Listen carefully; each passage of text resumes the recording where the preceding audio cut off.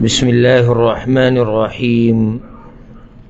الحمد لله رب العالمين، والصلاة والسلام على أشرف الأنبياء والمرسلين نبينا محمد وعلى آله وصحبه أجمعين. أما بعد، لتفسير بدي مبارك درسونو کی د سورة البقرة آیت نمبر 2 من ختم کرو.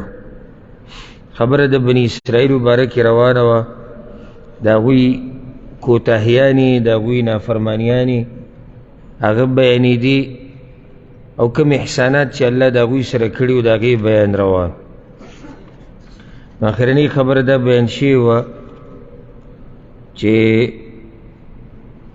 الله ولا قیمتی خوراک ورکړی و، هغوی غوښتنه د عام خوراک کړی و. بیا د هغوی جرمونه بیان شوي و. منځ کې پکې الله رب العزت په دې 2 نمبر آیت کې د هغه خلکو باس هم وکړو چې څوک په الله باندې ایمان راوړي او نیک عمل وکړي نو هغوی ته به څه میلاوي.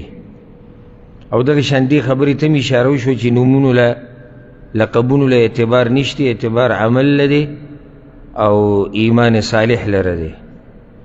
اوس د دې نه بعد په دې 3 نمبر آیت کې اوس بیا د دوی د مشرانو یو کوتاهی یو نافرمانی هغه الله دوی ته وریادوي. اعوذ بالله من الشیطان الرجیم، بسم الله الرحمن الرحیم. وَإِذْ أَخَذْنَا مِيثَاقَكُمْ، او کله چې موږ اخیستی و وعده ستاسونه، ورفعنا فوقكم الطور، او اوچت کړی و موږ ستاسو د پاسه تور غر. دې ځکه الله سبحانه وتعالی بني اسرائیلو ته هغه لوز، هغه میثاق، هغه عهد رایدی چې وګوره تاسو نه ما په دې خبره لوز اخیستی و چې ایمان به په ما باندې راوړئ او زما د پیغمبر تابعداري به کوئ. او الله ورته وایي موږ اوچت کړی و په تاسو باندې غر. د دې تذکره سوره اعراف کې مې شوې ده. الله وایي وإذ نتقنا الجبل فوقهم كأنه ظله. دا غر په الله دې سره اوچت کړی او له پاسه په هغوی باندې و لکه وریځ. وظنوا انه واقع بهم، او هغوی دا ګمانو چې دغه دی په موږ باندې دا غر هغه راولیدو. طور په عربی کې الطور دا غر ته ویل کېږي. او عبدالله ابن عباس رضی الله عنهما نه رانقل دی وی الطور ما انبت من الجبال، کم غر چې شینی شین او شینواله پکې هغې ته په عربی کې الطور ویل کېږي. وما لم ينبت فليس بالطور، او کم غر باندې چې څه شینوالی نه نو هغې ته طور نه ویلی کېږي. دا کله دوی سره دا واقعه را پیښه شوه، دا هله چې کله موسی علیه السلام لاړ 40 ورځو له، او د هغه ځینې ځان سره تورات راوړو. نو تورات چې راوړو نو دوی د الله د احکاماتو ته غاړه ایښودو ته تیار نه و، دې ته نه و راځي، په هله اسانه یې غاړه نه ایښوده. نو رب العالمین دا غر راوچت کو په دوی د پاسه د یېرې دپاره چې منې که نه منې. نو ټول په سجده باندې پرېوتو، ټول په سجده باندې پرېوتو. نو الله رب العزت هغه غر د دوی د سر نه برې نه لرې کو. په دې سره الله یېرول. نو ځکه ورته الله ووایي خذوا ما آتیناکم بقوه، منگ وی واخلی اغا کتاب چی منگ تاسو تا در کڑی دے پا قوت سرا. قوت معنی دا دا چی وایلی و عمل پیو کئی او ٹوغی تی ما جوڑوئی. یو تفسیر دا رہی چی دا ٹوغی ندی، دا اللہ احکامات تی دا تورات چی رہی. دا دی سنده چی ستاسو دا مرزی کتاب دے چی سپا کی کوئی اغاو کئی، نه د الله خبرې دي. نو ما اتیناکم بقوه، وقوه طاقت سره. طاقت سره مطلب دا نه چې به زور یې راکاږه، د عربی کې د لفظ استعمالی کې د دې دپاره چې وایله عمل پی وکا، او که عمل پی نکوی نو دغه غر دی الله وی زه د باندې راچوم. واذکروا ما فی، او رایات کئی اگا احکام چی پدی کی دی، لعلکم تتقون، دی دا پار چی تاسو کی تقوی راشی. دا کتاب والی عمل پیو کئی، دویم پدی کی چی کم احکام دی اگر آیات کئی پاگیزان پوہ کئی. دا زمان دا پار بکی نصیحت تے. پرون ما دا خبر اکڑی، دا صرف قصی ندی جی تاسو اوری و خبر ختم شو. دا کتاب دا اللہ دا چی منگ لگیو دا گی بارے کی خبری کو دا ہم پا طاقت سرنی وغواری، او پا دی کی چی کم احکامات تی دا یادول غواری و دا دی پابندی کول غواری. صرف دا تلاوتونو دا پارنے دی چی ما 2 پیری ختم کو، ما 3 پیری ختم کو، یا صرف دا خکولولو دا پارنے دی. اللہ تا دی کی سوئی پا دی عمل پکار دی، دا دی مطابق جون تیرول غواری. قرآن پزان نافذول غواری، پخپل کور معاشرہ کی نافذول غواری. بعض چلی وئی با دا شریعت ہو، یر شریعت دیسی ہو، شریعت دیسی ہو چی شریعت رالے. نو شریعت براشی ہوتے شروع دزان نو کا کنا، کور کی شریعت نیشتی ہو، دا پا معاملاتو کی شریعت نیشتی ہو، کردار ندی سی نخ کاری چی دے پا شریعت عمل کے ہو، چی کینی صرف پا مجلسونو بیٹکونو کی باقی سیک. وَاذْكُرُوا مَا فِي، قرآن کی چی سری دا احکام یادول غواری، لکہ سنگ چی اللہ غوی تویلو چی تورات کی چی سری دا یاد کئی. یادول نمطلب دے چی یادی کے عملی کے، صرف یادول مقصد ندے چی یادی کے او بس بیا قصہ ختم. دا کو بتابانی حجت قائم ہو. ذکر ایو روایت کی رازی چی قرآن با یا ستا دا پار دلیلی یا با پتا باندی دلیلی. ستا دا پار با دلیل آلی چی کل بیتا عمل کرے نو اللہ تا با دا قیامت پورستا سفارش کے، او پتا با دلیلی چی کل دی پی عمل نہیں کرے. دا قرآن با اللہ تاوی چی اللہ دا عمل ندے کرے، صرف تلاوتون دی کولو او زان دی پیم پوکو، ترجمه هم معلومه او تفسیر تیم ناسه و عمل پینک، او تبزان حجتون قائمه. لعلکم تتقون دی دا پارا چی تاسو کی تقوی راش، معنی دا دی دا پارا چی تاسو بچ شید اللہ دا عذابونونا. لکه دا غری پر اوچت کرده کن نو دا غر دا بانی درولیگی. دا دی قسم عذابونونا دا بچ که دو لارسه دا اگر پا دی تورات بانی عملو کئی. لعلکم تتقون، او صرف دنیاوی عذابونونا بچ که دل ندی، اخیرت عذابونونا هم بچ شی کل چی تاسو پا تورات بانی عملو کئی. خدا گوی اگر کوتاہی تا اگرو نافرمانی تا اللہ وی ثم تولیتم من بعد ذالک، نو بیا تاسو واوڑی دی ورستو دا دا لوزنا، اگر لوزی پورنکو کم چی اللہ سر کرو چی منگ دا کتاب واغستو منگ پی عمل کو منگ بیادو، اگر لوز دوی پورنکو ورستی واوڑی دو. فلولا فضل اللہ علیکم ورحمته، نو کچرت نوے فضل دا اللہ پتاسو و مہربانی داغن. امام ابن کثیر رحمه اللہ وی فضل دا اللہ و رحمت دا اللہ اگر دا توبہ قبل ولدی دا دوی، او دا شان دوی تا وقت پا وقت انبیاء لے گل دی. نو کچرتا پا دا ٹیم که اللہ دا دوی دا توبہ نوے قبول کرے، او یا دا وطویلو چی ستاسو توبی نقبلو ما، او یا وطا نور انبیاء نوے لے گلے، او نور نصیحتون دوی تا نوے کرے، نو خودوی بغرق شیو طول. نو دا دا اللہ رحم دے او دا دا اللہ فضل دے چی دا توبی دروازے وطا کولاو کرا، او وقت پا وقت ورطا انبیاء رسولان کتابونا دے وطا لے گلی دی. کچرتنے فضل دا اللہ و رحمت داغا لکنتم من الخاسرین، نوے بتاسو دا تاوانیانونا.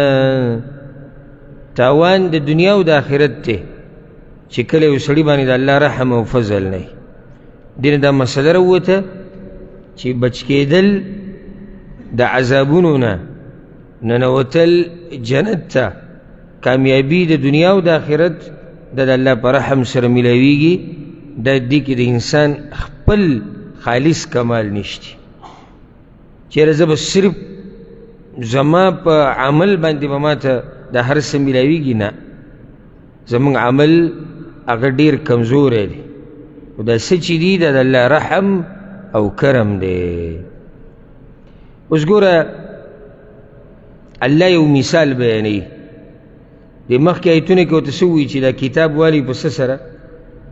په طاقت سره، یعنې څه پې وکړئ؟ عمل پې وکړئ. که عمل هم ونه کړو عذابونه به راځي.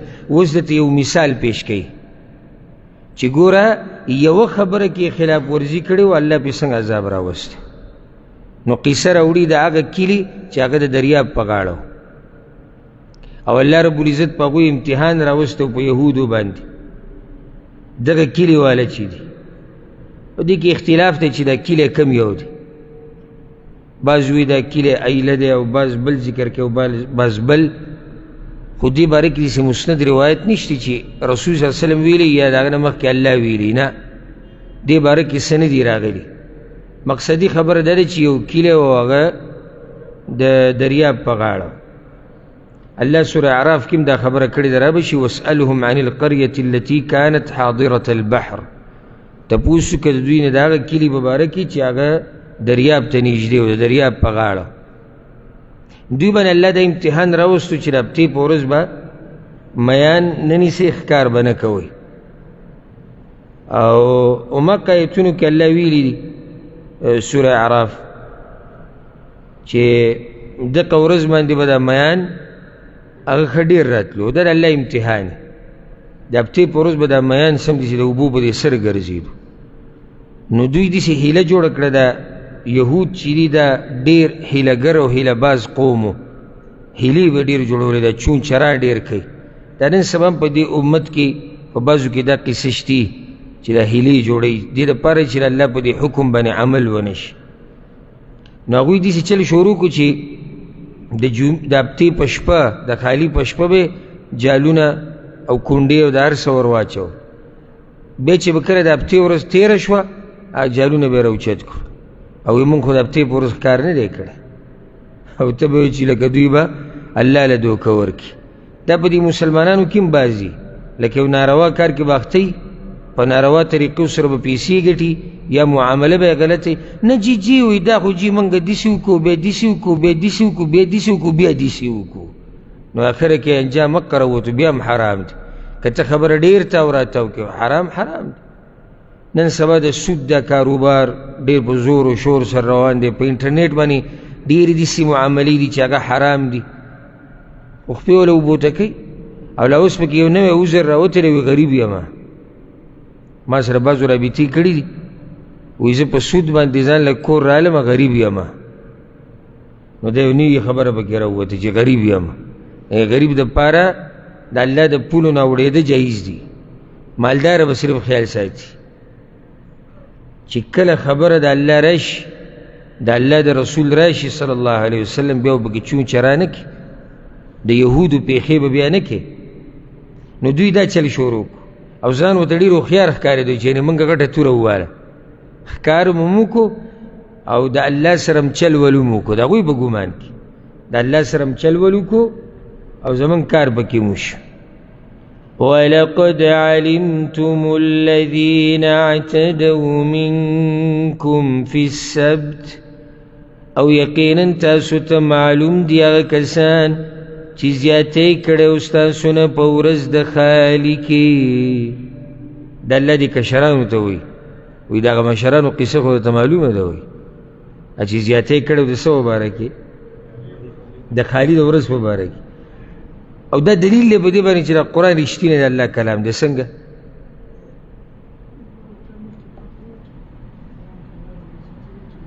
نه دا خبره دې صحیح ده، خو بله که بل شان سوچ ورته وکړي.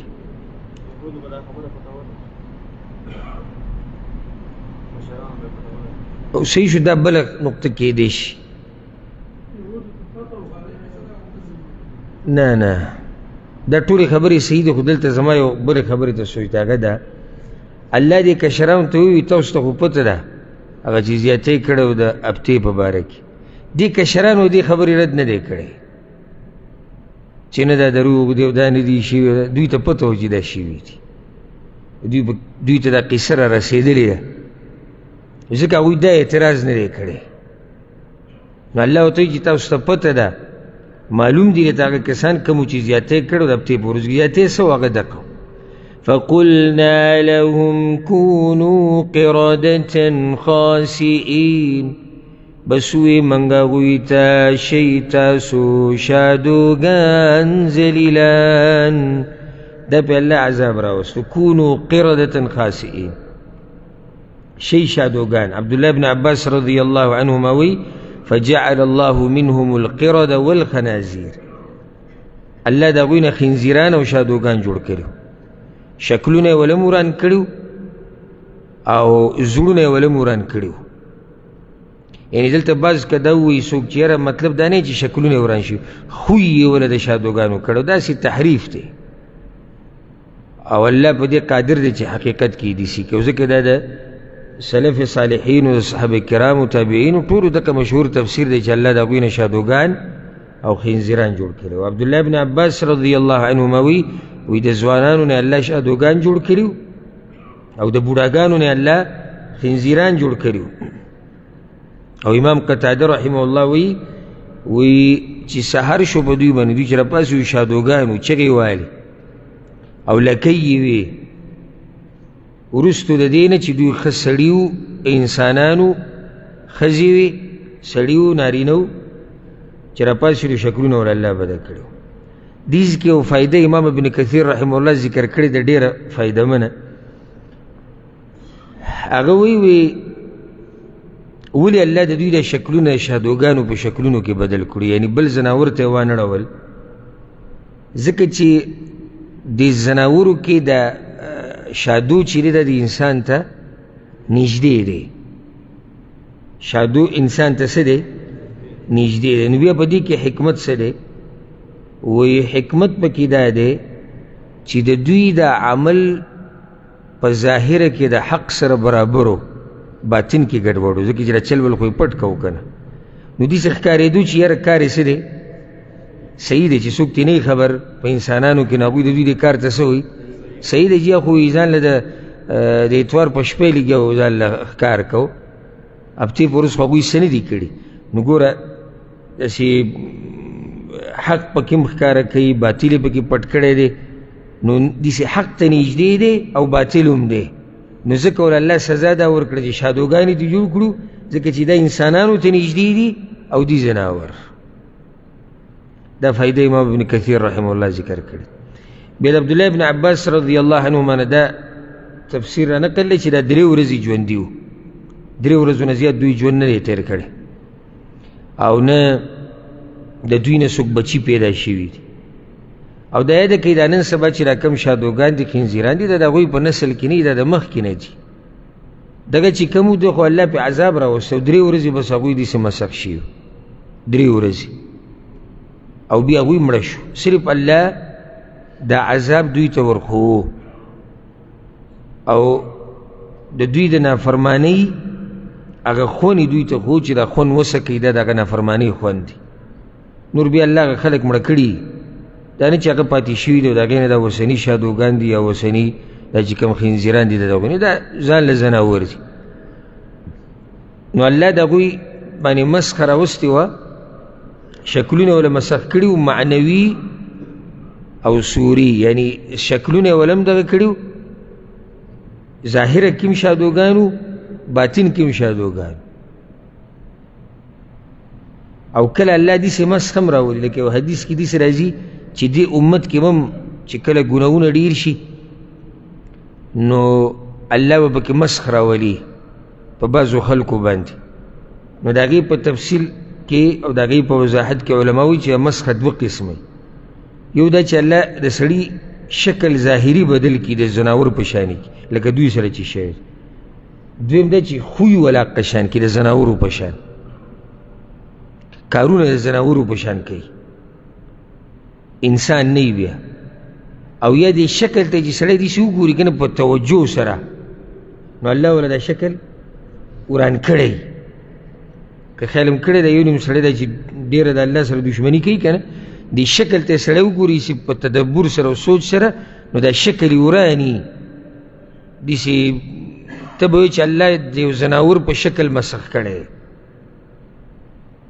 نو داسې عذابونه م الله ورکوي خو دلته دا حقیقي مسخه په دوی باندې راغلی فجعلناها نكالا لما بين يديها وما خلفها نو من وګرځو دا کیله عبرتناک سزا فجعلناها ها کې دا ضمیر چې دی بعض وایي دغه شادوګانو ته راجع دی چې یعنې دا شادوګان من وګرځول یو عبرتناکه سزا بعض وایي نه دا وایي دی مهو ته راجع دی بعض وی دی سزا ته راجع دی او بعض وی دی کلی ته راجع دی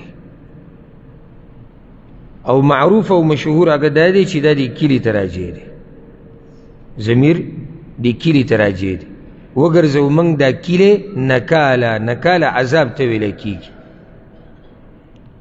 نکال په عربۍ کې دا عذاب ته ویلی کېږي بدترین عذاب ته نو الله وګرځو موږ دا کلی عبرتناک عذاب یا سزا د چا دپاره لما بین یدیها وما خلفها د هغه چا دپاره چې مخکې د دې کلي نه دي او هغه چې وروستو دي لما بین یدیها وما خلفها امام ابن کثیر وی بین یدیها هغه کلي دي چې خوا و شا کې دي یعنې دا کلی عبرتناک سزا وګرځي د چا دپاره د خوا و شا د کلو دپاره چې هغوی ته عبرت واري لکه الله قرآن کې وایي سورة الاحقاف کې ولقد اهلکنا ما حولکم من القرى او ستاسو ګیر چاپېره الله وایي ما ډېر کلي تباه کړي دي یعنې عبرت ترې والی نو دغه کلي الله وګرځو عبرت دپاره د چا د خوا و شا د کلو دپاره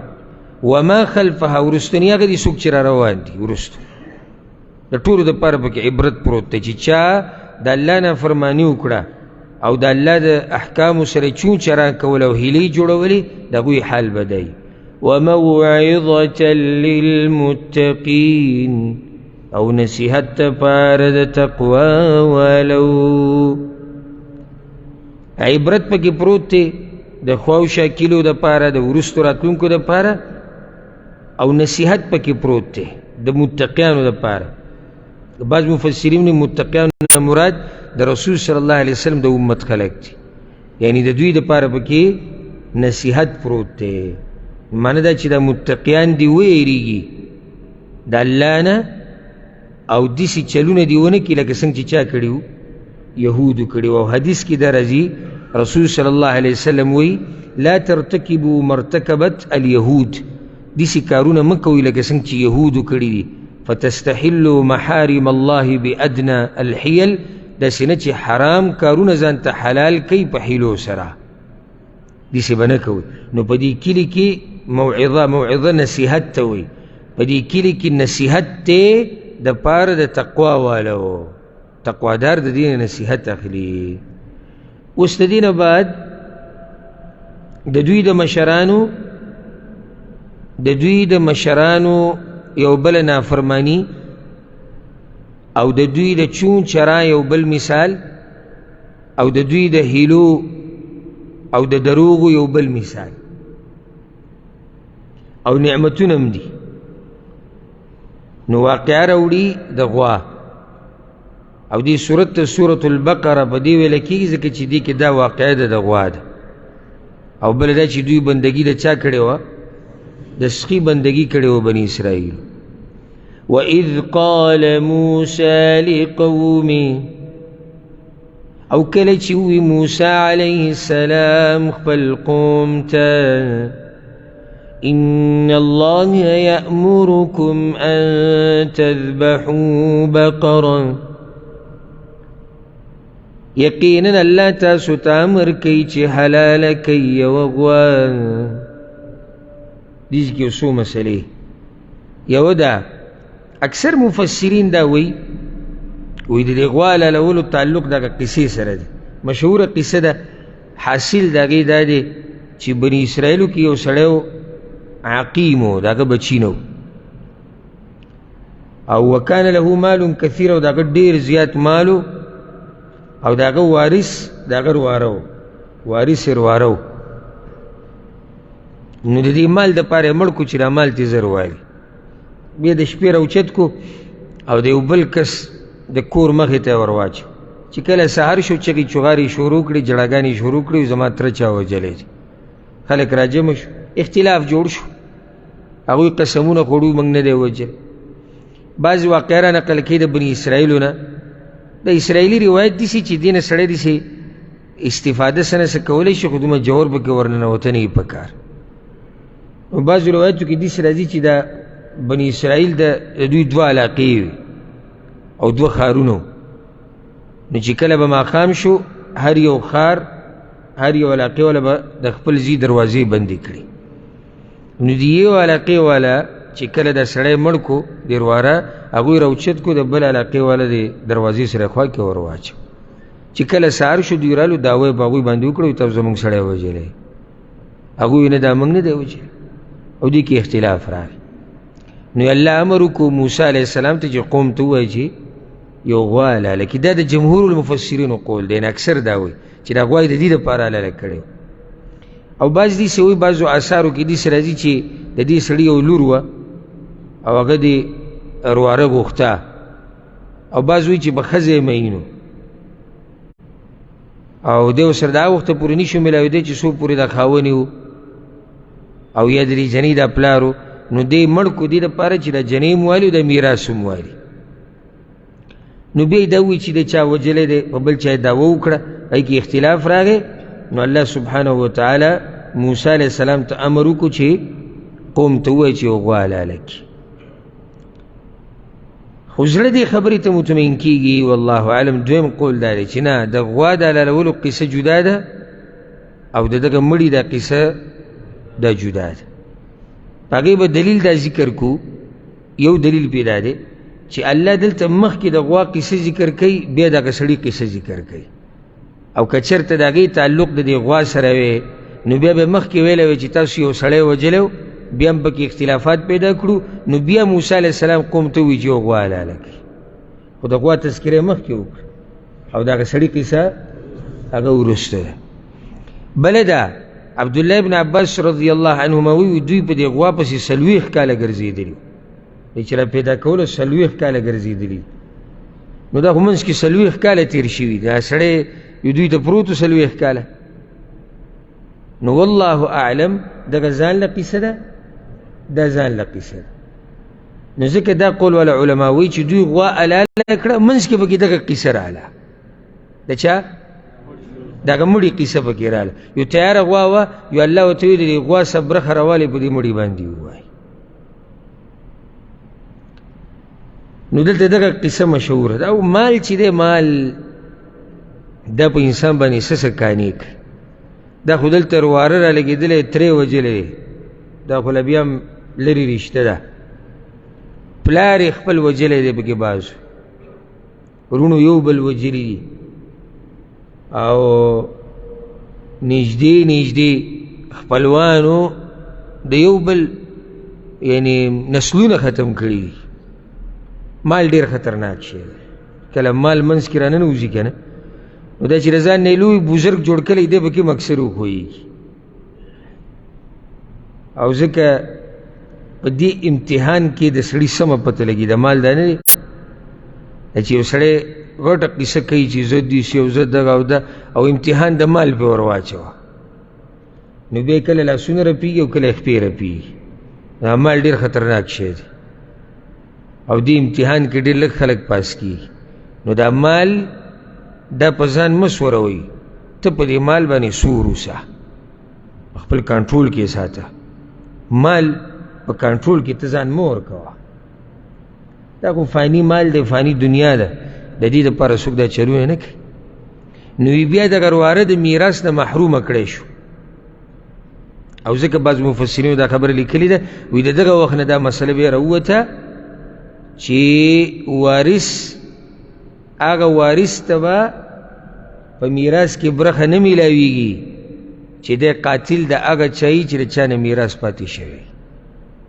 لکه اوس یو زوی راولګېد او پلار یې مړ کړو د څه دپاره؟ د میراث دپاره. نو دې بچي ته په دې میراث کې برخه دا نه میلاویږي. نو ده ته بیا برخه میلاو نه شو. موسی علیه السلام قوم ته ووایي چې الله تاسو ته وایي چې غوا حلاله کړئ. ما تاسو ته وایي چې دلته د دوی یو نافرماني ذکر کېږي او د دوی چون چراغ خو صحیح ده. دې کې یو نعمت هم دی چې الله په هغوی احسان کړی. او نعمت څه دی؟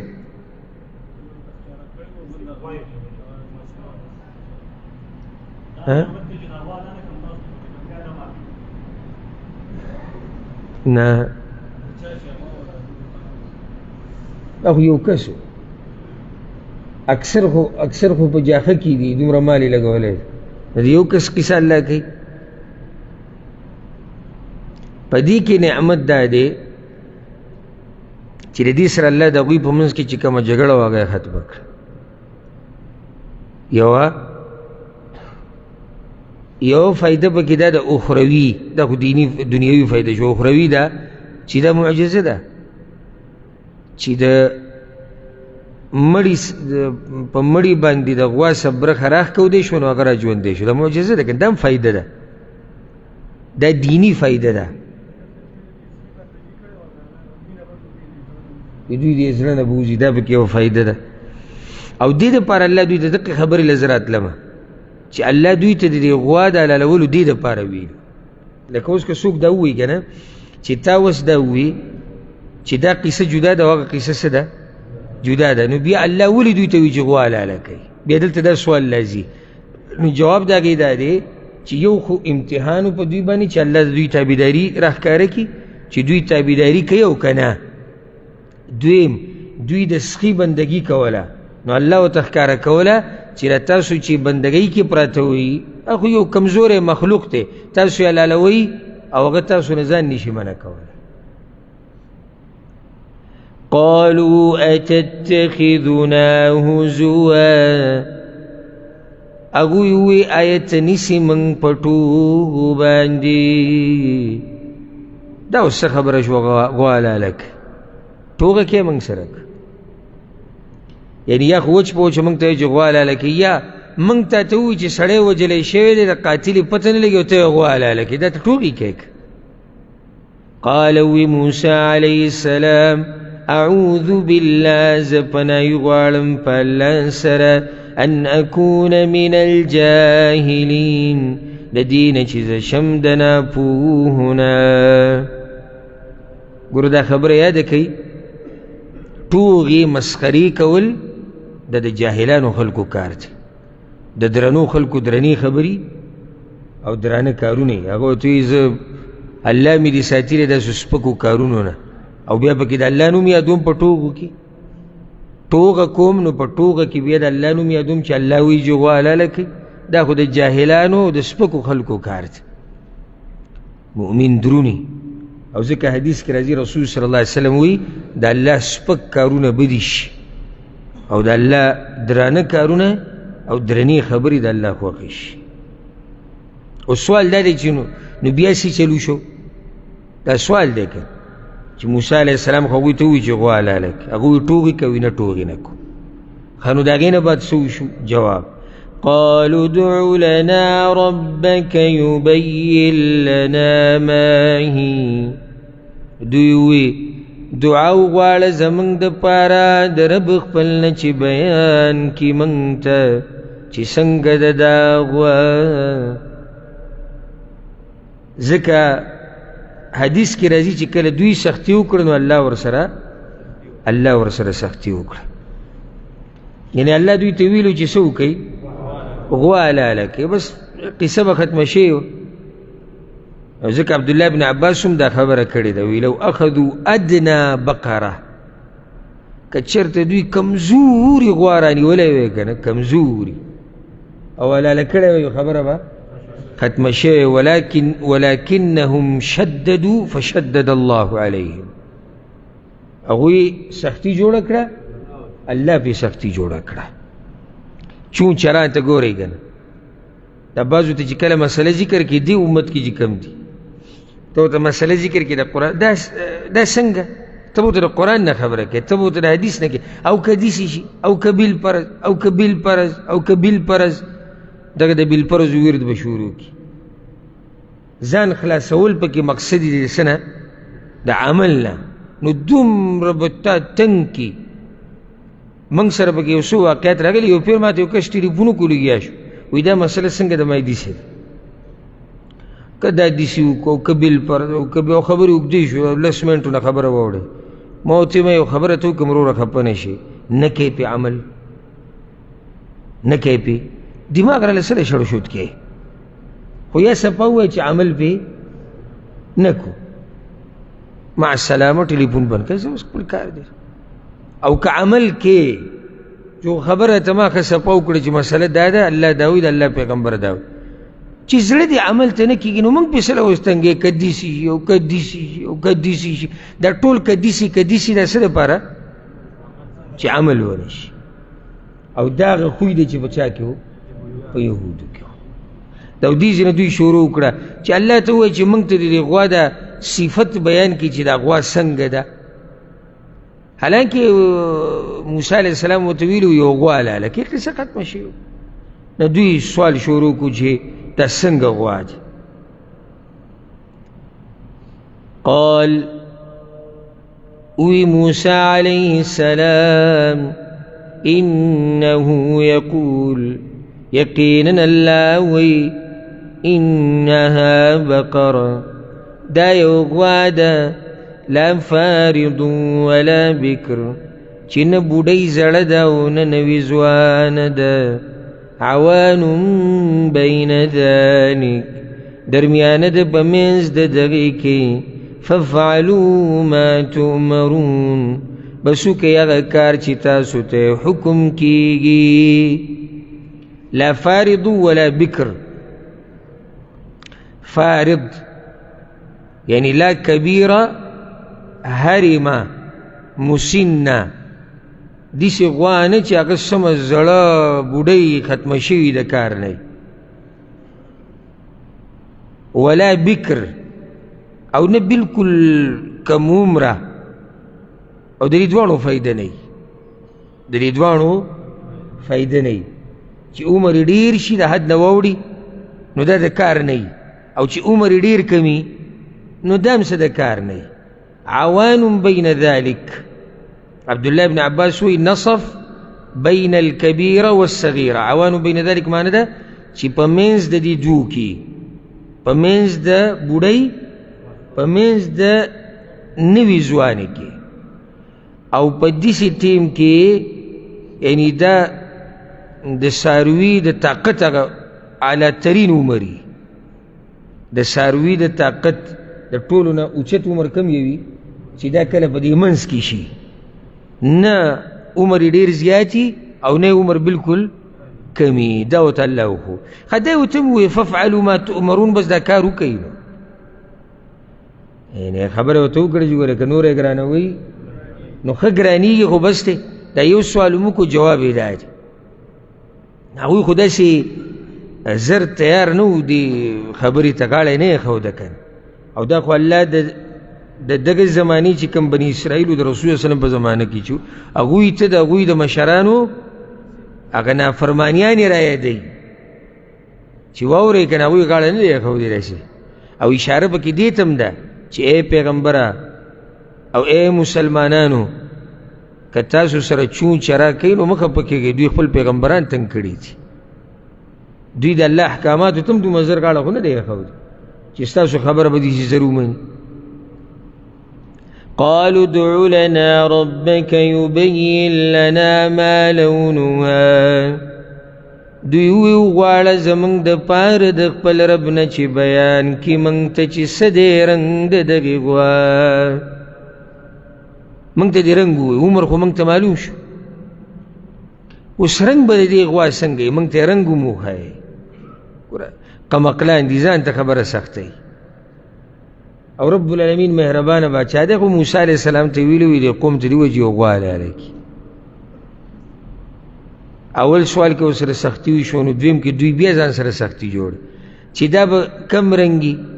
قالوا یا غا انه یقول یقینا الله وی انها بقره چې یقینا دا یو غوا د صفرا زیړ رنګ والا فاقع لونها خالص ته زیړ رنګ داغي تسر الناظرین خوشالی کتنکو لرا صفرا تک زیړ رنګ بی ذکر وی فاقع لونها. فاقع لونها عبداللہ بن عمر وی معنی دا چی صفا رنگ والا. عبداللہ بن عمر وی صفا زیړ رنگ. او عبداللہ بن عباس سوی وی فاقع لونها معنی دا چی شدیدت الصفرہ تک زیړه تکاد من صفرتها تبيض داسې تک زیړه چې د زیړوالي نه له منډه سپینوالي ته دا رنګ روان کله ډېر زور یو رنګ راورکړي که نه نو دا بیا بدلیږي بل رنګ ته روان شي. معنی دا چې تک زیړ رنګ به دا خلاصه ده. او وهب بن منبه رحمه الله وی تسر الناظرین دی که وی یعنی اذا نظرت الى جلدها چې کله ته د هغې سرمن ته وګورې نو چې تا ته داسې ښکاري لکه د نور دا شعاع دا د دې غوا د دې سرمنې نه راوځي داسې پړقېږي. یعنی زیړ رنګ چې کله بلکل خالص شي که نه نو دې کې صحیح دې کې پړق پروت وي پړق. نو چې ته ورته ګورې لکه نور ته چې ته ګورې او د نور دا رڼا د باندې پرېوځي نو داسې به ښکاري تا ته لکه دا رڼا چې له کوم ځای نه راوځي د غوا د دې سرمن.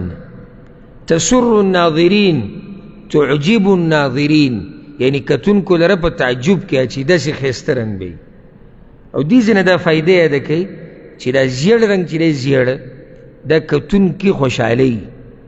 او سبحان الله الله رب العزت په دې رنګونو کې هم داسې کمال اچولی چې د انسان طبیعت ورسره بدلیږي را بدلیږي.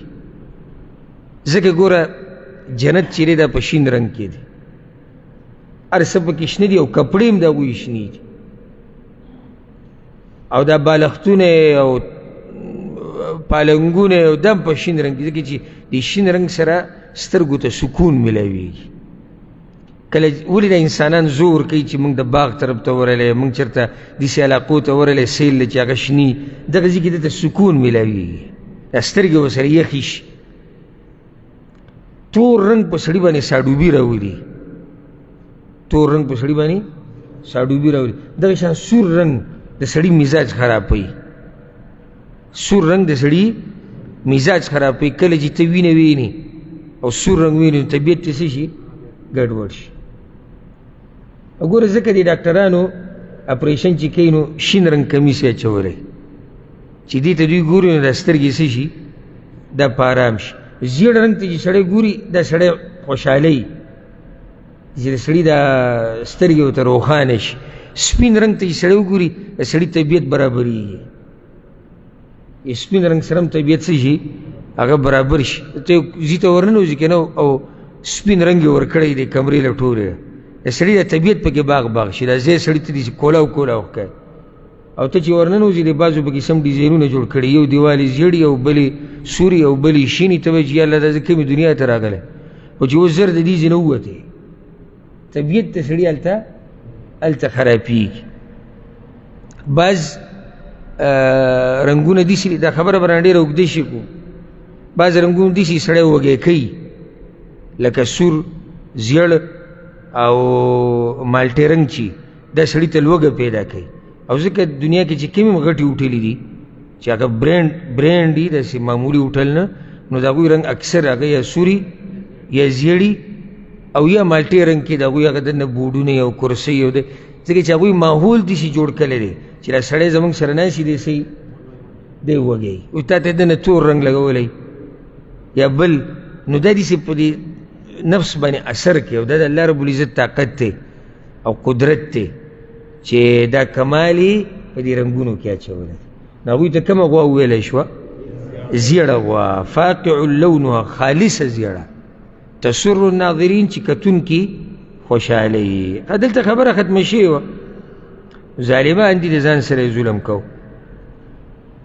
قالوا ادع لنا ربك يبين لنا ما هي، وی هغوی وغواړه زمونږ دپاره د خپل رب نه چې بیان کي مونږ ته چې څنګه دی عمل د دغه غوا.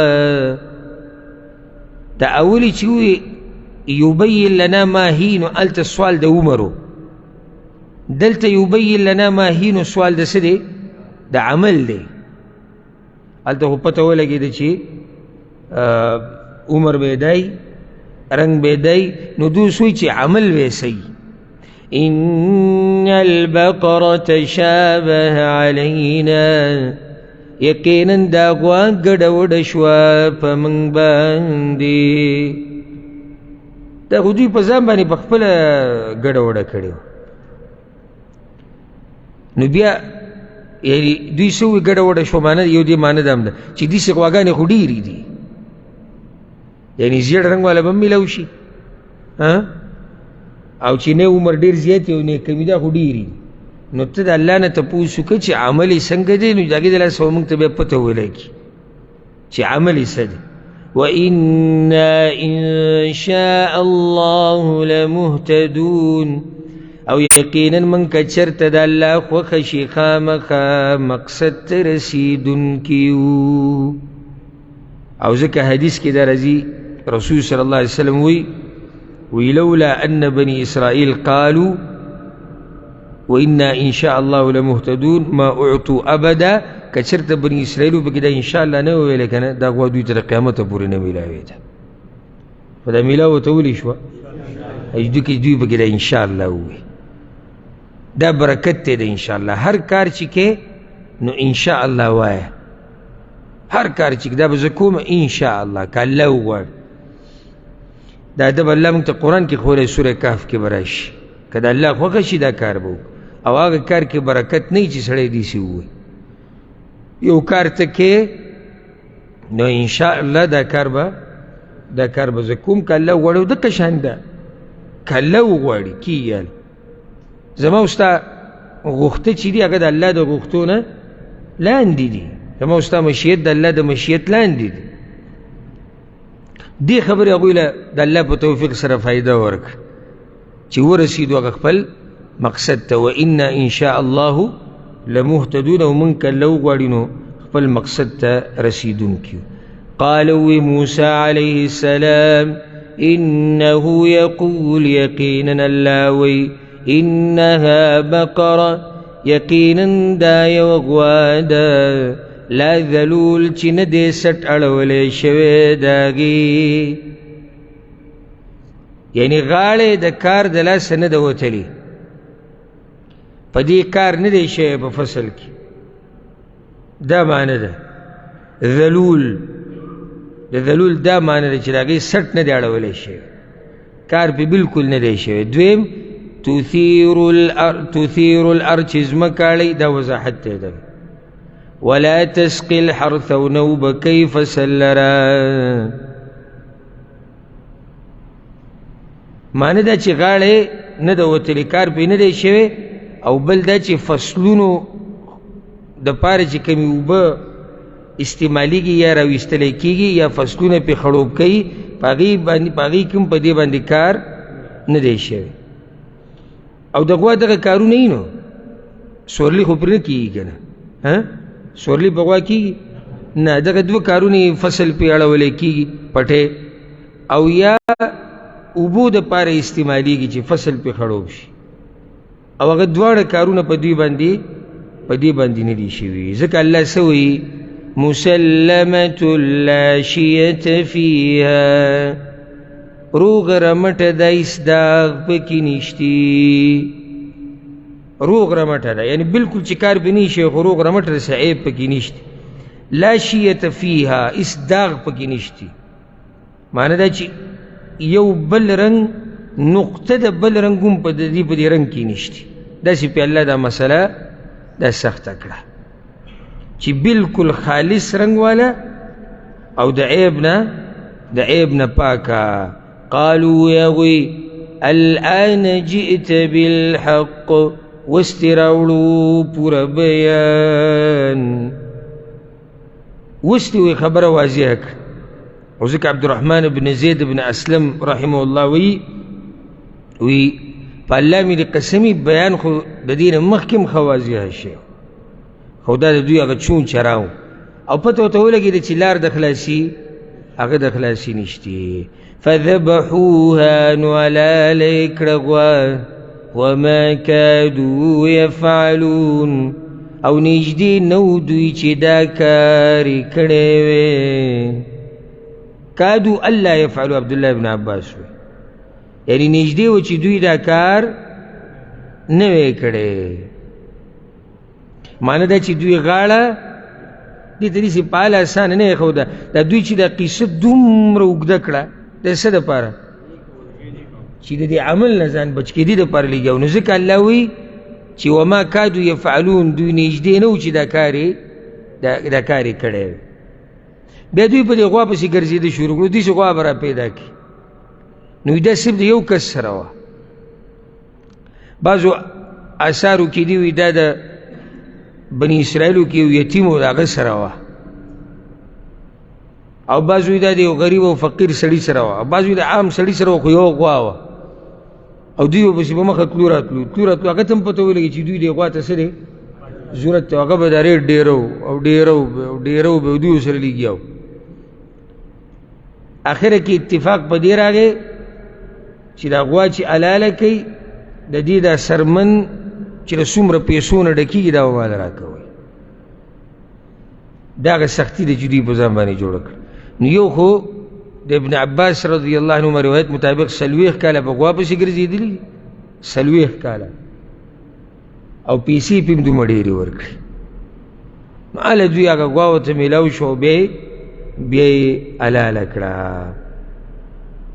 وَإِذْ قَتَلْتُمْ نَفْسًا فَادَّارَأْتُمْ فِيهَا او کله چې تاسو قتل کو یو نفس نو مختلف شوی د هغه په باره کې اوس د هغه قصه بله راوړي نو ځکه اکثر علما څه وایي ما څه وایي نه اکثر علما وایي چې د قصې یوه دي ما وی جمهور دا وی چې دا یو قصه ده دا غوای په دوی دې لپاره لاله کړې ده چې دا قاتل معلوم شي او بعض دا وی چې دا جدا جدا دي او چې سړی سوچ وکړي نو دې خبره کې وزن ډېر دی ځکه چې بیا به دا خبره د دغې نه مخکې کړی وی چې تاسو یو سړی وجلی او اختلاف هم پکې وکړو نو ما درته د غوا حلالولو ووایي نه د دې قتل خبره وروستو کې دا پکې په منځ کې راغله او هغوی خو غوا حلاله کړې وه غوا یې حلاله کړه او دلته پکې مسله د چا راغله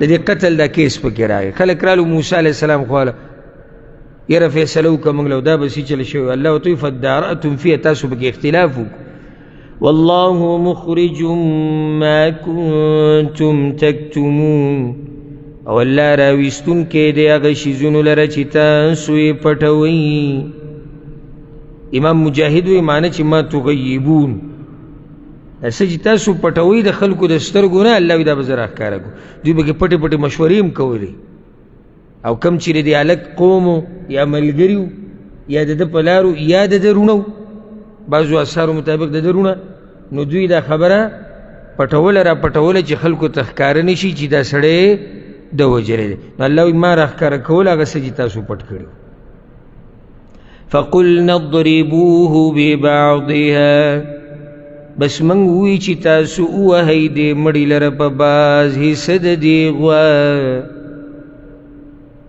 دې مړي باندې د دې غوا بعض حصه راکاږي هلته غوا خو حلاله ده تیاره یو داسې کار وکئ چې د دې غوا څه حصه راوالی په دې مړي ووایي نو دوی چې کله دا حصه راواغسته عبدالله بن عباس رضی الله عنهما وی د دې غوا څه برخه یې راواغسته په دې مړي وواله فقام تشخب او دا جهودمن اره پاسېد او دې رګونو نه دې وینې داسې دنګل ټوپونه یې وهل چې پروت و مړ هغه راپاسېد فسألوه من قتلک تپوس دې کو ته چا وجلی وی قتلني فلان د غرواره نوم یې واغستو هغه وجلی او بیا مړ شو بیا دې کې مفسرینو سمې خبرې کړي چې دا د غوا کمه برخه پکې والی وه، خو دا نه قرآن کې الله بیان کړي او نه رسول صلی الله علیه وسلم دا خبره بیان کړي. د اجتهادي خبره ده، بعض وایي د غوا پتونې پې وه، بعض وایي د ولي غوښه وه، بعض وایي د سر غوښه وه. خو که موږ یې معلوم کړو نو دومره ګټه فایده نه ده، او که موږ یې معلومه نه کړو څه نقصان پکې نشته. مقصدي خبره دا ده چې د غوا یوه برخه یې راغستې وه او هغه په چا والی وه؟ په مړي باندې. كذلك يحيي الله الموتى، دغه شان را ژوندي کوي الله مړو لره. څومره فایدې په دې واقعه کې، یعنی د غوا هغه کوم عظمت چې د دوی په زړونو کې و چې هغه د دوی د زړونو نه وځي. معجزه مړې راپاڅېدو دا معجزه ده، اختلاف د ختمېدو لار ده. نو ورسره رب العالمین دی موقع باندې داسې ناشنا خبره وکړه. که څوک دا تپوس کوي چې قیامت کې به مړي څنګه راپاسي، نو الله وایي هغه به هم دقه شان راپاسي. څه خوږه خبره به دې منځ کې وکړه چې دا به کوم حال شو، مړي به څنګه راپاسي؟ کذلک یحیی الله الموت، دقه شان به الله مړي راپاسي لکه د بني اسرائیلو دا مقتول چې راپاسېدو او د خپل قاتل نوم یې واغستو. او دا فایده یې ده کوي. الله سوره بقره کې په 15 ځایونو کې د مړو راپاسول ذکر کړي دي. 15 ځایونو کې د سوره بقره په 15 ځایونو کې الله د احیاء الموتى خبره کړې ده. یو دا شوه، یو دا قصه شو، یو دې نه مخکې څه تېر شوي دي. حکم کسان چې موسی علیه السلام سره تلي وو هغوی مرګ نه و راغلی، الله را ژوندي کړي. نو څو ځایونه شو؟ دویمه قصه د عزیر علیه السلام، الله مړ کړی و که نه، بیا یې راپاسه. 100 کاله مړ پروت و، بیا الله راپاسه. 3 واقعې شوې. 4مه قصه ده ابراهیم علیه السلام کله چې هغه 4 مارغان راواغستو او هغه یې وټکول، چکنی کړو، معدې کړو او بیا الله هغه را ژوندي کړو. څو شوې؟ 4. څه خو پکې پاتې که نه؟ 15مه پاتې ده بله. الله چې کله د طالوت او د جالوت قصه کوي د هغوی نه مخکې د بني اسرائیلو تذکره کوي چې خرجوا من دیارهم وهم الوف حذر الموت، د مرګ د یرې نه د خپلو علاقو نه وتي و، په زرګو خلکو الله پې مرګ راوسته و بیا یې را ژوندي کړي و. نو صرف په سوره بقره کې په 15 ځایونو کې دا خبر راغلی ده د مړو دا را ژوندي کول. الله اکبر. دا یو غټه ورځ پرته ده، الله به بیا را مړي ټول راپاسي. ځکه الله وایي ویریکم آیاتي، او ښیي تاسو ته نښې د خپل قدرت، لعلکم تعقلون، د دې دپاره چې تاسو د سوچ نه کار واخلئ، چې عقل استعمال کړي. چې وګوره الله څومره قدرتونو والا رب دی، د بندګۍ لایق هغه دی، د هغه نافرماني کول نه دي پکار. یو سړی چې مړی ویني مخامخ او راپاسي نو زړه نرمیږي که سختېږي؟ نرمیږي. مړی راپاسېدو خبره، خو الله وایي داسې ونه شوه، د دوی زړونه ښه سخت شو. او له بعضو اثارو کې خو راځي چې هغه بیا هم منکر و چې ده نه دی وجلی، دومره سخت زړونه و د هغوی. نو ځکه الله دلته وایي ثم قست قلوبكم من بعد ذلك، بیا سخت شو زړونه ستاسو وروستو د دې نه خونه، فهي كالحجارة او اشد قسوه، پس دا پشان د کاڼو شو یا زیات تی په سخوالي کې. او بل ترجمه دي سیده بس دا پشان د کاڼو شو بلکې زیات تی په سخوالي کې. اوس دلته ګوره الله رب العزت وایي چې د دوی زړونه دومره سخت شو فهي کالحجاره په شان د کاڼو شو. دلته یو سوال، اوسپنه ډېره سخته ده که کاڼي؟ اوسپنه؟ نه، اوسپنه سخته ده ځکه چې په اوسپنې سره کاڼي ماتي. اوسپنه سخته ده، نو که الله داسې ویلی چې زړونه د دوی داسې سخت شو لکه اوسپنه ونه وي کاڼی ووي. جواب حکمت. ولې حکمت؟ دا ولې چې کله موږ ووایو کنه د څه دپاره وایو؟ حکمت دپاره. ولې د اعتراض نه دی، ځان پوه کوو چې ولې الله د حکمت پکې څه دی. نو دا فایده یاده کوي. دا دغه چې دی دا اوسپنه د ویلې کېږي، کاڼی نه ویلې کېږي. اوسپنه د کاڼي نه ګوره کلکه ده خو په اور سره ویلې کېږي، او کاڼی په اور ویلې کېږي نه ویلې کېږي. یوه. دویمه، اوسپنه کې ډېرې فایدې دي. اوسپنه کې فایدې نشته، په کاڼي کې داسې فایده خو نشته. نو د دوی د زړونه د فایدو نه څه وو؟ خالي وو. اوسپنه خو چې ته راوالې ویلې به یې کړې نو ځان له به ترې ساز و سامان جوړ کړې، هغې کې خو فایدې پرتې دي. د دوی د زړونه خو د فایدو د هر څه نه خالي وو، سخت وو. ځکه الله د کاڼو داسې ووایي چې فهي کالحجاره، چې بالکل نه ویلې کېږي.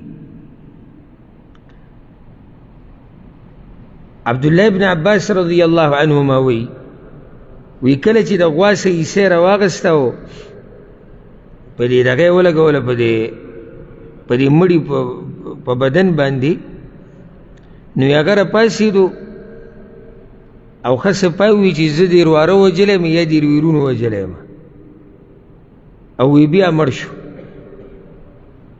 وی چې څنګه دی مړ شو؟ وی هغه ویرونه ووایي چې والله ما قتلناه، زمونږ دې په الله قسم موږ نه دی وجلی، دی دروغجن دی. اوس دې زړه ته څه وی؟ ځکه خو رب العزت وایي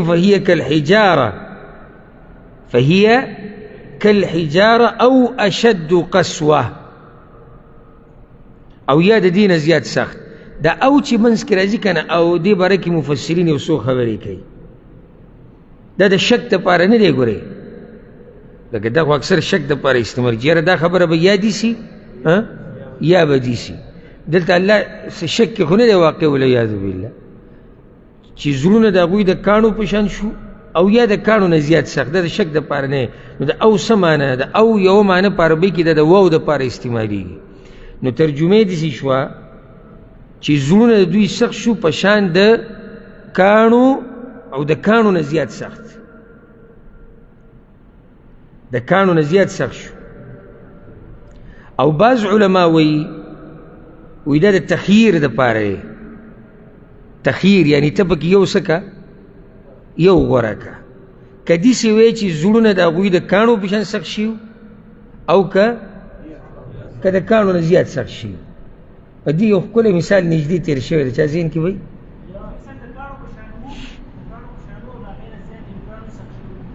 نه اخو صحیح شو، دا خو وضاحت شو. د تخییر باندې مثال چې یا ده او یا جدا. موږ ذکر کړی د مثلهم کمثل الذي استوقد نارا، او یا مثال د منافقانو دا والا، او کصیب، او یا دا والا د باران دا مثال. په هر یو چې ته پوهېږي هغه والا، په دې ځان پوه که، او که نه ځان په دې پوهه که. بعض علما وی په عربۍ کې او په معنی د بل استعمالېږي، بل اشد قسوه، او بل منګ پښتو کې وایو بل کې. نو ترجمه داسې شوه چې بیا سخت شو زړونه ستاسو وروستو د دې نه، فهي کالحجاره، نو هغه شو په شان د کاڼو، او اشد قسوه، بلکې د کاڼو نه هم زیات سخت شو. ولې د کاڼو نه زیات سخت شو؟ اوس ورته غوږ کېده. وإن من الحجارة لما يتفجر منه الأنهار او یقینا باز د کانو نه خامخا هغه دي چې بهیږي د هغې نه نهرونه او د دوی زړونه د کاڼو نه هم زیات سخت دي. کاڼي ته وګوره اوبه ترې روانې شوي دي، نو بعض هغه دي چې نهرونه ولې ترې رواني. وإن منها لما يشقق او یقینا باز د دې نه خامخا هغه دي چې وچ وي.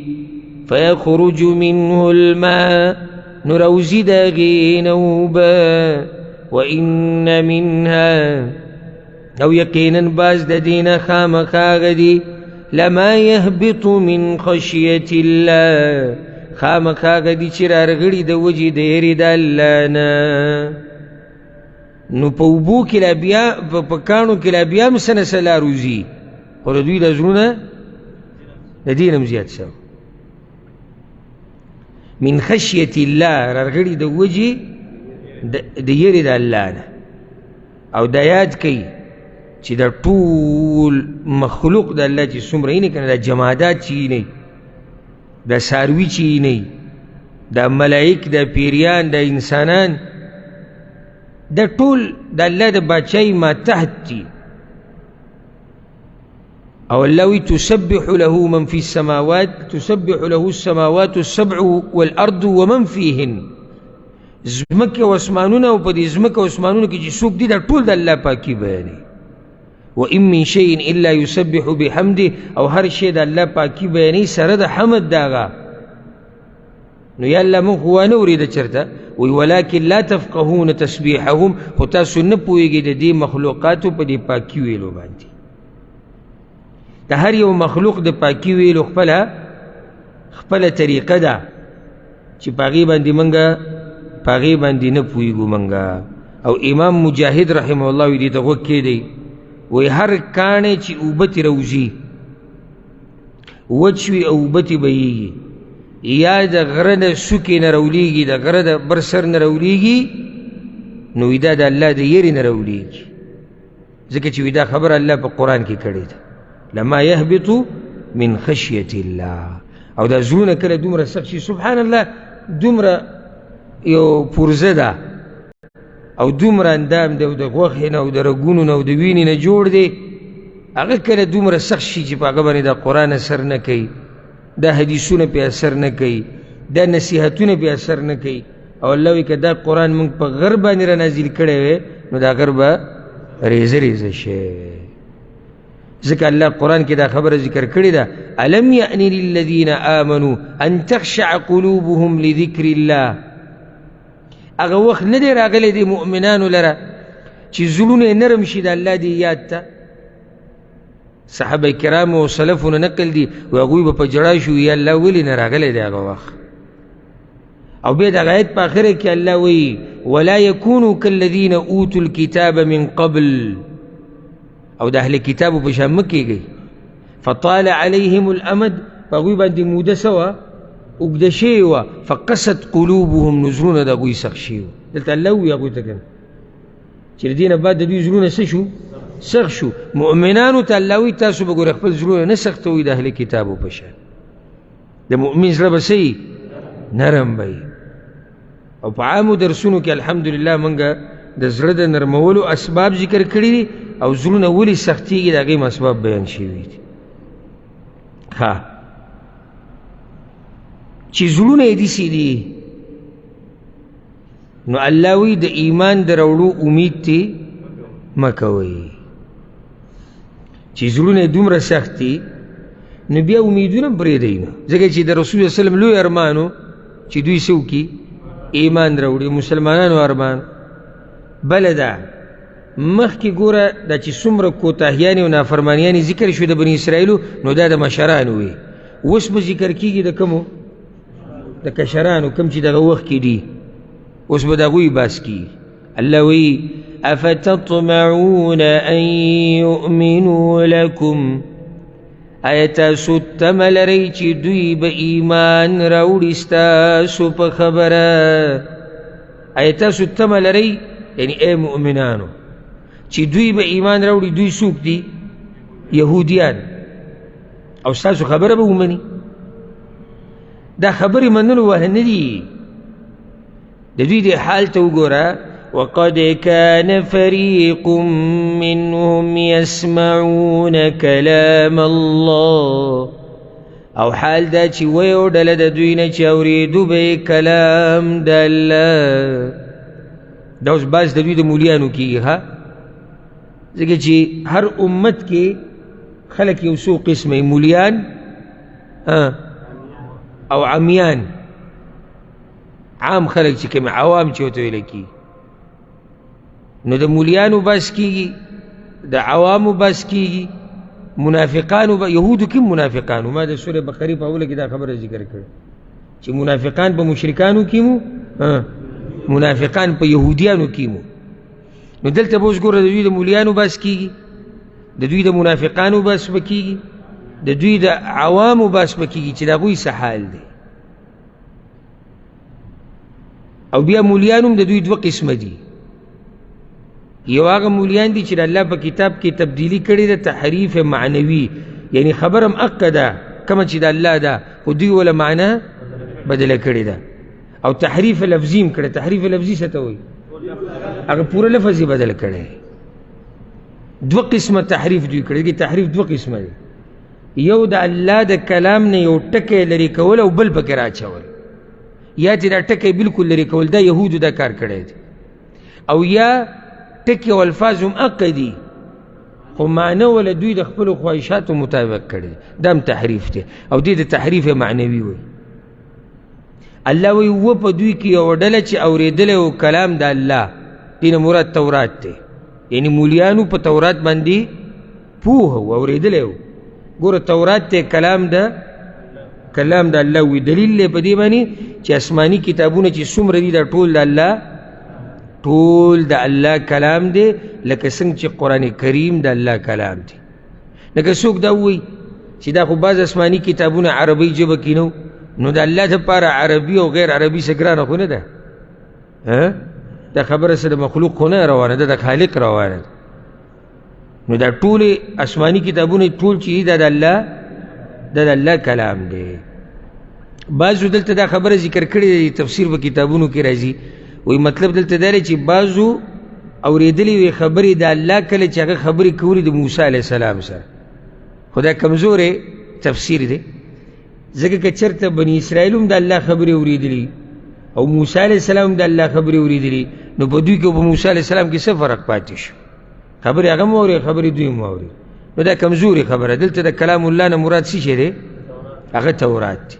وقد كان فريق منهم يسمعون كلام الله ثم يحرفون، بیا به بدلولی معنی داغي. تحریف به پکې کو، او تحریف وضاحت شي. تحریف په دوه قسم، بیا به بدلولی معنی داغي من بعد ما عقلوا، ورستو د دین چې پوهه بشو په معنی داغي. خیالم دی دین یو مسله وته کې سړی پوهه نشي او په غلطۍ سره یو داسې معنی وکړي چې هغه داسې نه وي، نو الله یې په دې نه رانیسي. خو دلته د دوی د جرم ولې غټ دی؟ من بعد ما عقلو، یعنی معنی به یې بدله کړه وروستو د دې نه چې دوی به پرې ښه پوهه شوي وو چې معنی د الله د کلام دا ده، خو دوی به هغه ونه وي، دوی به بله ووایي. وهم یعلمون، او دوی پوهېدو. دا څه مطلب دی؟ په انجام د دې کار باندې. بارک الله فی. من بعد ما عقلو، الته مطلب دی چې پوهه به شو په معنی د الله د خبرې. وهم یعلمون معنی دی چې دوی پوهېدو چې زموږ دا کار د ګناه کار دی، الله چې موږ منع کړي، خو بیا به هم کوو. نو دې ته وایي ګمراهي سره د علمه. عالم چې کله ګمراه شي که نه، نو اضله الله على علم. قرآن کې الله دا خبره ذکر کړې چې الله یې ګمراه کي سره د علمه، ورته پته زما دا کار ناروا دی، بیا هم کوي. اوس د دوی د منافقانو بحث کېږي. وَإِذَا لَقُوا الَّذِينَ آمَنُوا قَالُوا آمَنَّا، او کله چې دوی یوځای شي د مؤمنانو سره، دوی وایي موږ ایمان راوړی دی. دا ګوره پخواني یهودیان نه دي، دا د کوم وخت دي؟ دا د رسول الله صلی الله علیه وسلم د وخت یعنی کم ټیم چې قرآن نازلیږي د پوخانو خبره مخکې ختمه شوه، اوس دا دغه وخت دغه زماني دي. کله چې دوی ملاو شي د مؤمنانو سره دوی وایي موږ ایمان راوړه، په دوی کې منافقان وو خو په نسبت د مشرکانو د دوی دا لږ وو پکې منافقان. وَإِذَا خَلَا بَعْضُهُمْ إِلَىٰ بَعْضٍ او کله چې جدا شي باز د دوی د بازو سره. دلته به په مجلس کې وایي چې موږ ایمان راوړی دی، هلته چې به کله بیا جدا شو د یو بل سره قالوا نو وایي أتحدثونهم بما فتح الله عليكم آیا تاسو بیانوي دوی ته هغه څه چې الله راکولاو کړي دي په تاسو. الله اکبر. دوی چې به کله رالو هلته خو منافقان دي که نه، نو څه به ووایي موږ په تا باندې ایمان راوړی، نو چې ځان داسې خوږ خوږ کړي او ځان داسې ښکاره ښکاره کړي وایي ستا رسول الله صلی ته به وایي ستا بس خو زموږ په کتاب کې مشته دومره پورې ستا خبره شوې ده چې ته به د مکه کې او د مکې نه به یې ځمکې ته هجرت کې او هغې به هلته به کجورو ونې ډېري او ستا د ویښتو شان پکې بیان شوی دی، ستا نومونه بیان شوي. دا خبرې او دا خو رښتیا وو. کمقله لګی دا قصې به یې کولې، خو ایمان خو یې د زړه نه یې راوړی په خوله ایمان دی. دا خبرې به یې کولې چې کله به دې مشرانو رالو هغو به ورته ویل قمقلان اتحدثونهم تاسو بیانوي هغوی ته بما فتح الله علیکم هغه څه چې الله راکولاو کړي دي په تاسو، تاسو خو لګیایي هغوی ته حقیقتونه بیانوي. دا منافق قمقل. او مخکې آیتونو کې خبره تېره شوه که نه چې اصل کې دوکه چا له ورکوي؟ ځان له ورکوي. الله دا خبره ذکر کړه وما یخدعون الا انفسهم. نو دلته اوس دا وګوره دوی دا مطلب دی چې موږ که سولګي یو ښکلي یو کار مو شروع کړی چل ول خپل ځان ته نقصان رسوي. نو تاسو لګي هغوی ته هغه علم بیانوي چې الله راکولاو کړی په تاسو لیحاجوکم.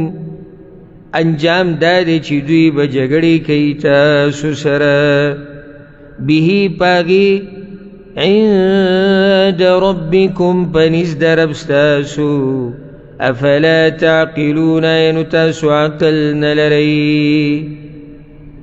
معنی دا دا دوی برالو رسول الله سلام ته به وي تورات په پلانی پاڼه کې او په هغه ځای کې او په هغه ځای کې ستا باس دی او تاسو په حق هلته تورات کې اولته دا هغه ورته ګوره دا خبرې ورته کوئ انجام به دا راوځي چې سبا له به د الله په مخ کې دوی تاسو ته ووایي چې دوی موږ ته ویلي چې او بس د دوی پیغمبر زموږ په کتابونو کې شته، نو بیا به څه کوئ؟ هلته به د باندې زورور شي که نه. او چا دا معنی کړې ده لیحاجوکم به عند ربکم ستاسو نه به دوی زیات الله ته نږدې شي او دنیا کې به د باندې په دلیل زورور شي. دا معنی به کوم پرته ده ځکه چې خو تاسو راته ویلي دي چې دا مسله شته. افلا تعقلون دا عقل نه استعمالوي قمقلانو لږ د عقل نه کار اخلئ. دا خبرې هلته مه بیانوئ. او دا اوس قمقلان دي دا مشران هم دا مشران ولې قمقلان دي؟ یعنې ښه پوهی دي چې ده باندې چې دا کوم کتاب را لېږلی دا چا را لېږلی دی؟ الله. نو ولې دغه الله په دې نه دی قادر چې ستاسو دا نصیحتونه په دې کتاب کې موږ ته راوښیي؟ او راویښ وو که نه؟ راویښ وو. نو هغه کشران هم د مشرانو په لار دي. مشران کشران ته تاسو کې عقل نشته، خو په مشرانو کې ځان له عقل نشته. او په دوی کې چې عقل وی نو دوی به تابعداري د رسول صلی الله علیه وسلم کړی. او دې قمقلتوب ته وګوره چې ښه ورته د کتاب حقانیت پته ده، نو بیا داسې خبرې کوي خو به الله به بیان کړي او الله بیان کړي. نو ځکه الله وایي اولا یعلمون آیا نه پوهېږي دوی یعنې دا یهود ان الله یعلم ما یسرون وما یعلنون چې یقینا الله پوهېږي په هغه څه چې دوی یې پټوي او په هغه څه چې دوی یې ښکاره کوي. یعنې دوی به په دې څه وکړي ځان به پټ کړي څه الله ته خو د دوی پټ هم معلومې دي او دوی ښکاره ورته هم معلومې دي. اوس بله ډله د دوی د عوام د مولیانو قصه خو تاسو واورېده که مولیانو څه چل کړی تحریفات یې کړي منافقان یې دغه وو اوس په دوی کې کم امیان چې کم دي د هغوی باس کېږي ومنهم امیون او بعض د دوی نه امپړ دي امیون دي امیان دي هم عام پښتو کې ورته امیان وایو نور دا امي دی اصل کې موږ ورته امیان نو موږ ورته امیان وایو او کله په پښتو کې یو خبره چلیږي هغه په عربۍ کې بیا نه چلیږي خو پښتو کې چلیږي لکه ډېر ټکي موږ د عربۍ چې پښتو کې وایو نو څه چلو کړو هغه شانې نه وایو څنګه چې په عربۍ کې نه هلته نه یو سړی راشي چې بیا وایي چې یاره دا څنګه تا دا ټکی داسې وایي موږ چې کله خبره کوو نو پښتنو ته یې کوو نو بعض په دوی کې امیان دي امپړ دي امیون دا جمع د امی د امی او دا هغه سړي ته ویلی کېږي چې لیکل او لوستل ولا نه ورځي او عرب دته امی په دې وایي نسبت مور ته دی یعنی دی چې څنګه د مور د خېټې نه راوتی دی هغه شان دی څه ترقي نه ده کړې نه ورله لیکل ورځي نه ورله لوستل ورځي او بعض علما دا وایي دا منصوب دی امت ته امی نسبت څه ته دی امت ته چې دی د امت عام سړی دی عامة الناس مونږ چې وایو عوام عوام مطلب یعنی عام خلق خاص نه نو دلته مطلب دا شو د یهودو عوام د دوی هغه عام خلق نو که دغه ووایي او که دا ووایي خو د دوی هغه امپړ خلق چې هغه عام دي خاص خلق نه دي او رسول صلی الله علیه وسلم په صفاتو کې داري چې هغه امیو لیکل او لوستل هغه له نه ورتلو قرآن کې الله وایي وما كنت تتلو من قبله من کتاب ولا تخطه بيمينك د دې نه مخکې چېرته تا نه کتاب لوستلی دی او نه تا چېرته لیکل کړي دي او دې کې د الله حکمت و ځکه چې بیا هم هغوی په رسول الله وسلم بهتان لګولی چې دا کتاب د ځان نه جوړ کړی او که دله لوستل او لیکل ورتلی نو بیا خو به وي نو بل دا فایده ده کې داسې نه چې یو سړی وایي چې یاره رسول الله وسلم امي و به چې زه امي یم دا د شرف او د عزت خبره نه رسول صلی الله علیه وسلم الله امي را لېږلی و دې کې د الله حکمت و خو بیا هم دقه رسول الله وسلم صحابه کرامو ته ویلي دي د نورو قومونو ژبې پې زده کړي دي هغو ته به یې خطونه لېږل هغوی به یې پوه کول او نن سبا خو هغه قوم بلکل شاته دی چې لیکل او لوستل هغه له نه ورځي نه د دین خدمت کولی شي نه دنیا کې مخکې تللی شي که ته وایې چې دنیا د دین سره مې نه لګي دنیا کې مخکې ځم نو هم بغیر د دې نه نشي تللی او که وایې چې دین زده کوم دینداره یم نو هم بغیر د دې نه نشي زده کولی چاله یو خپل نوم لیکل نه ورځي دی به د دین یو فایده ولیکي نشي هغه نه ورځي نه نو دا فخر نه دی ګورئ رسول الله وسلم امیو دی کې د الله سو حکمت ومنهم امیون لا يعلمون الكتاب او بعض د دوی نه امپړ دي چې نه پوهېږي په کتاب په کوم کتاب په تورات الا امانی مگر روان دي په ارزوګانو پسې یا خواهشاتو پسې امانی د دې ګوره درې معنی دي ښه یو معنی دا ده په معنی د تلاوت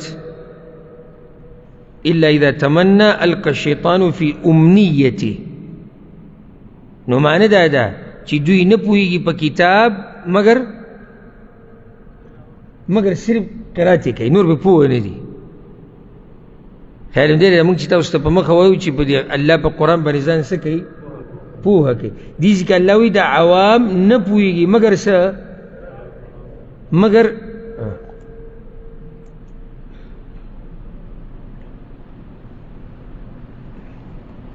الله وایي نه پوهېږي مگر قرت دی بس یو معنی دا ده دویمه معنی دا ده چې صرف ارمانونه دي